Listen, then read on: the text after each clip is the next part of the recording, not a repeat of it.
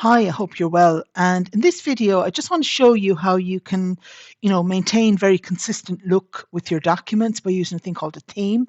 And in this one, I just want to show you where the existing themes are. So let's come up here to page layout, and then I just come over here to themes. And then you see there, for example, you can scroll down and let's say I choose this one, let's say Slate. And you see there, it changes the font and it changes the looks of it as well. The other thing I want you to notice as well is that if I come up here to my pivot table design, okay, remember I've chosen the one called Vapor. From my pivot table styles, you can see there I get a whole range of different colors.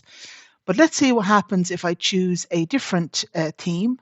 So I'll come here to page layout, go to themes, and this time I'm going to choose, let's say, circuit. You can choose whichever ones you want. Again, you can see the font changing compared to design, and you'll see then the colors options look quite different. Okay, so if you just want to kind of have a consistent look for your documents, etc., the idea of using kind of page layout and themes is actually a very useful one. All right, just to bear that in mind. Okay, mind yourself and take care. Bye.